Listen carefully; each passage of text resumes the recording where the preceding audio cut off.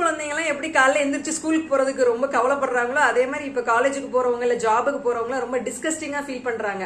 இது எல்லாருக்கும் தெரிஞ்ச விஷயம் தான். ஏன் அப்படின்னு பார்த்தா அந்த ஒர்க்கிங் என்விரான்மெண்ட்ல டாப் லெவல்ல இருக்கிறவங்க எப்படி நடத்துறாங்க அப்படிங்கிறது தான், வேற ஒன்றும் இல்ல.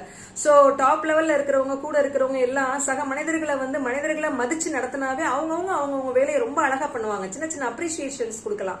இதை எப்படி நான் புரிஞ்சுக்கிட்டேன் அப்படின்னா 2002ல ஃபர்ஸ்ட் நான் ஒரு யூனிவர்சிட்டியில லெக்சரரா ஜாயின் பண்ணேன். அப்படி ஜாயின் பண்றப்ப அந்த லேப் ரெக்கார்ட்ஸ் சைன் வாங்க ஸ்டூடெண்ட்ஸ் வரும்பொழுது நான் ஒரு ஸ்டூடெண்டா இருந்து திடீர்னு ஒரு லெக்சரா ஜாயின் பண்ணேன்னா கையில ஒரு சிகப்பு பேனா கிடைச்சிச்சா, சோ தப்பெல்லாம் கண்டுபிடிக்கிறது, ரவுண்ட் பண்றது, அடிக்கிறது, இப்படி பயங்கரமா பண்ணேன். எனக்கு ரொம்ப ஹாப்பியா இருந்தது.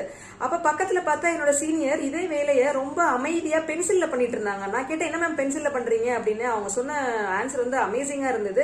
எப்ப நம்ம பென்சில்ல தப்ப அமைதியா எடுத்து சொல்றோமோ ஸ்டூடெண்ட்ஸ் கரெக்ட் பண்ணிட்டு நல்லபடியா ஒர்க் பண்ணுவாங்க அப்படின்னாங்க. சோ அன்னில இருந்து இன்னைக்கு வரைக்கும் நான் அதை ஃபாலோ பண்ணிட்டு இருக்கிறேன். ரொம்ப ஹாப்பியா போயிட்டு இருக்குது. சோ நீங்களும்